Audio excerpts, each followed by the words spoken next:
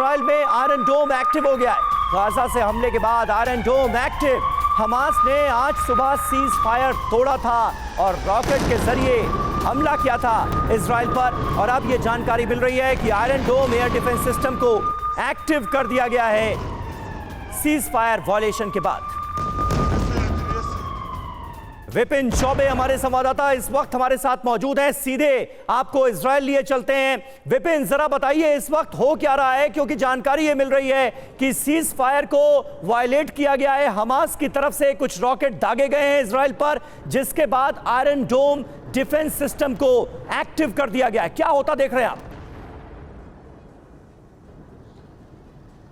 देखिए, आज सुबह लगभग इजरायली समय के मुताबिक 5:30 से 6 बजे के आसपास और भारतीय समय के मुताबिक लगभग 9:30 बजे के आसपास इस तरह का वायलेशन देखने को मिला है। और आपको मैं बताऊं कि सेड्रुट का इलाका हो, बेफलिज्म का इलाका हो, एरेस का इलाका हो, इन इलाकों में आयरन डोम ने उन रॉकेट्स को डीएक्टिव किया है जो टारगेट करके मारा गया था। मतलब साफ तौर पर यह कहीं ना कहीं वायलेशन है उस सीज फायर का जो फिलहाल पिछले 7 दिनों से दोनों देशों के बीच चल रहा है। अब सवाल यह उठता है कि आज सुबह 7 बजे यानी भारतीय समय के मुताबिक सुबह 10:30 बजे इस सीज फायर की मियाद खत्म हो रही थी, जो कि कल 24 घंटे के लिए बढ़ाई गई थी। अब क्या होगा? क्या सीज फायर एक्सटेंड करेगा? क्योंकि आप जानते हैं अमेरिकी दबाव है, कतर का दबाव है, मिस्र का दबाव है। जो लोग मध्यस्थता कर रहे थे वो अब भी दबाव डाल रहे हैं कि अभी सीज फायर चलना चाहिए। लेकिन आपने देखा कि कल एंटनी ब्लिंकन के सामने किस तरीके से जोफ गैलेंट ने कहा कि साफ तौर पर उन्होंने बेंजामिन नेतन्याहू वाली बात को दोहराया और यह कहा कि हमारा ऑपरेशन तब तक नहीं रुकेगा जब तक हमास का खात्मा नहीं हो जाता है।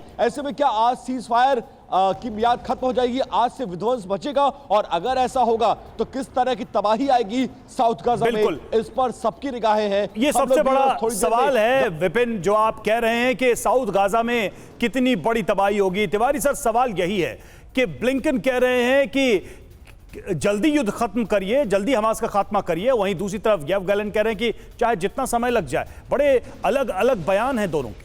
देखिए रवि, दोनों का उद्देश्य अलग है। अमेरिका का उद्देश्य क्या है? अपना वर्ल्ड ओपिनियन, लोग सोचे कि हम पूरे विश्व का ध्यान रखते हैं। इजराइल का उद्देश्य क्या है? सर्वाइवल, ताकि उसकी अगली जनरेशन, नेक्स्ट जनरेशन कुछ दिनों तक शांतिपूर्वक रह सके। शांति वहाँ इजराइल के लिए 100% अचीव करना तो बहुत मुश्किल है। छुटपुट घटनाएं होती रहेंगी, लेकिन जिस तरीके से हमास की अगर पूरी कमान नहीं तोड़ेगा, उनके पूरे इंफ्रास्ट्रक्चर और इनकी जो मैन्युफैक्चरिंग जहाँ पर ये रॉकेट्स बनाते हैं और जो इनपुट रॉकेट बनाने का सामान जहाँ से आता था, जब तक रास्ता पूरा नहीं बंद कर देगा इजराइल किसी की बात नहीं मानेगा। 1948 में जब देखा था, जब अटैक हुआ था, इजराइल के पास कुछ नहीं था, फिर भी सर्वाइव किया। अभी तो इजराइल पावरफुल है, इजराइल के ऊपर कहीं से भी अटैक आए इजराइल किसी तरीके से और वो अपनी ताकत लगातार दिखा भी रहा है। हालांकि अमेरिका यह सलाह जरूर दे रहा है कि भाई भारी संख्या में लोग विस्थापित नहीं होने चाहिए, लेकिन ऐसा होगा कैसे जब साउथ गाजा में ऑपरेशन को आगे बढ़ाएगा इजराइल? वहां पर तो 23 से 25 लाख लोग इस वक्त मौजूद हैं।